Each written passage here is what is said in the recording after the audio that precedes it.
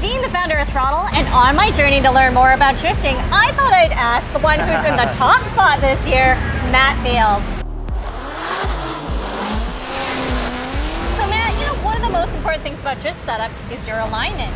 So can you tell me a little bit about some tips and tricks? What should we do?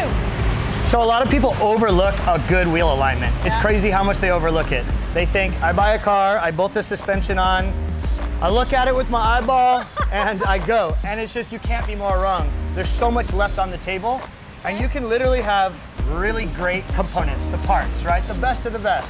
But if they're installed wrong and they're set up wrong, you might as well have the stock stuff on the car, right? So if you're gonna get a car, I'll give a perfect example because this is a lot of people's first car. Okay. You have a 240 SX, an S13 and S14, right? It's a lot of people's first drift car, it was mine too. You get yourself some coilovers, you put some modified knuckles that your homie chopped in his backyard on there. A Momo steering wheel. Always a Momo steering wheel. Always. And you go out and you want to start drifting. I would recommend you give it as much camber as you possibly can. You'll probably get around 3 degrees negative camber. We're talking in the front. You want to set the toe to 0 or slightly out, depending if you're driving on the track or on the street. If you're driving on the street, give it 0. If you're driving on the track, give it a little bit of toe out. And the caster here is the most important. And every car is going to be different, and every type of suspension is going to be different. So I really suggest if you buy a certain brand, they'll have the recommended specs on there. Start there. But like on this 240 with these chopped knuckles and maybe some extended control arms, 7 to 7.5 degrees, and you're going to be dialed in. The rear, try to zero it out, 0 camber, 0 toe, straight up and down so the tires last forever. And literally, that'll be the best car you've ever driven. But what do you do for your Corvette C6? All right, give us the secret. I'm happy to share. With my Corvette, we run 5.5 degrees negative camber in the front. It's a lot more aggressive than a street car.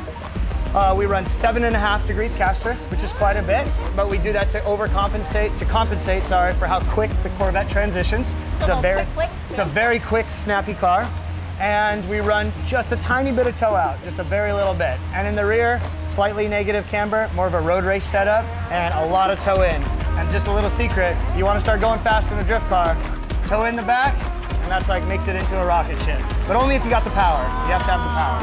Okay, and what is your car pushing? Come on. My car makes 1,060 to the rear wheels and 900 foot-pounds of torque, so it can do a lot of tow. Get there at first too. You guys heard it straight from Matt's mouth. He is #1 here in the Formula Drift season, so thanks very much for sharing that with us. Thank you guys very much. If anyone wants to learn more about you, where can they go?